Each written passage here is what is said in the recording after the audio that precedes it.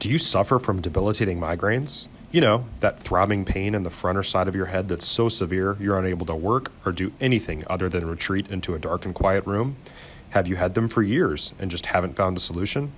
Call Dr. Elizabeth Ebersol and put an end to your debilitating migraines forever. Or go to her website at www.handmadehealth.com. That's www.handmadehealth.com.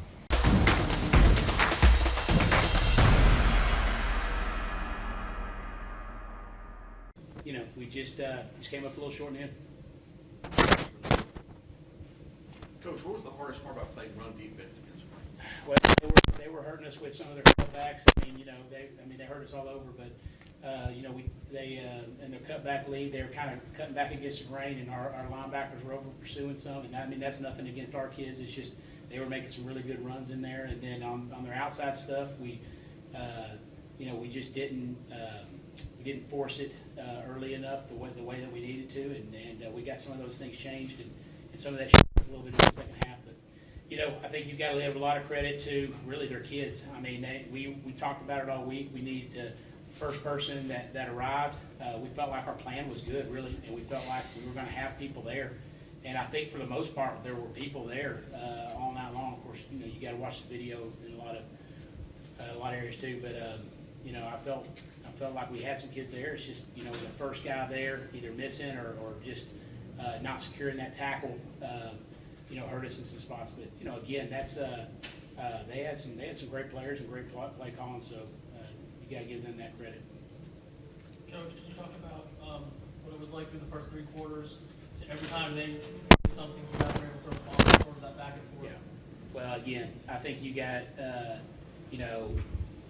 our kids. I mean, they're fighters. I mean, there's no doubt about it. I mean, I knew that's something we were definitely going to do is not quit. We talk about not looking at the scoreboard and just playing plays and trying to win plays, and our kids did that in our game. So, I was really, really proud of them going back and forth with them.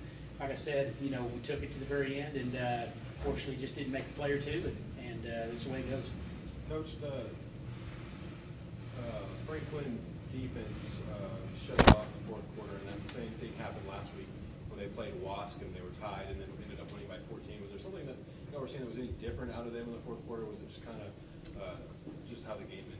It's just how the game went. The game is we had a plan, and obviously I think we executed our plan for the entire game. You get 2 scores down, and you got to start pressing. And obviously they know it now what you're going to try to do. So that was just a credit to them, but it's also just us trying to make some plays, and they went up and made those plays instead of us.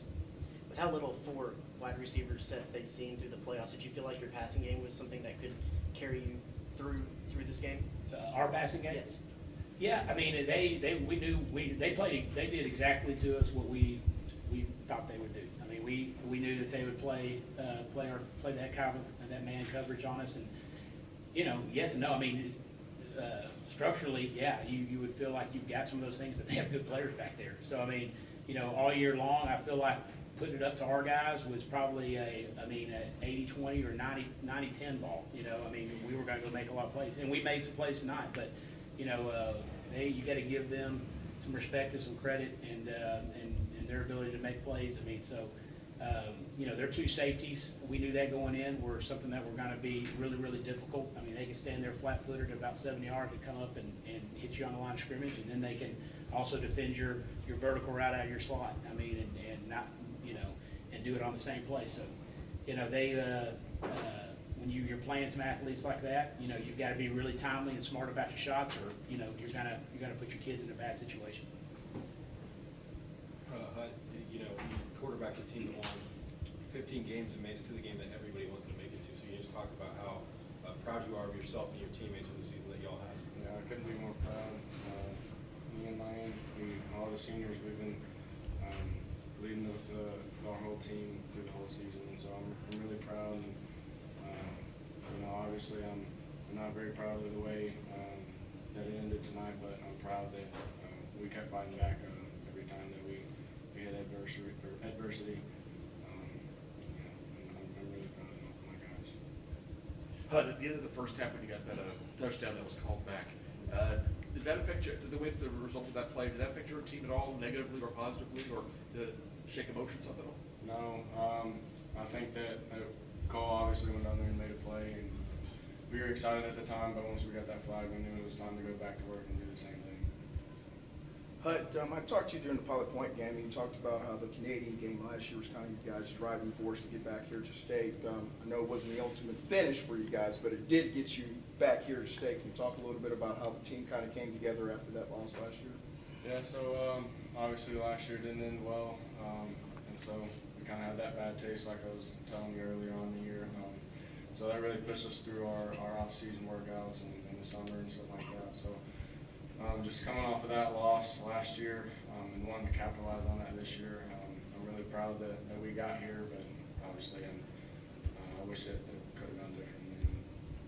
You looked really in sync on those deep balls with Cole, especially in the first half. Can you just talk a little bit about your chemistry with this group of wide receivers? Yeah, Cole's a really, he's probably, in my opinion, the most underrated receiver in Texas.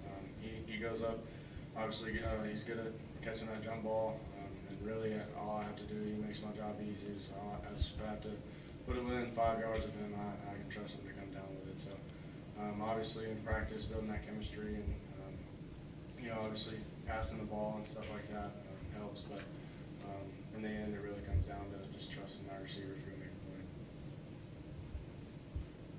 Lane, what was the most challenging part of going up against Franklin's running game for you?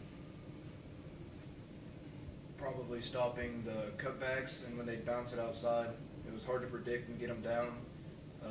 The first man there had to lock up and hold them until the press could get there, and we had a hard time with that and it cost us.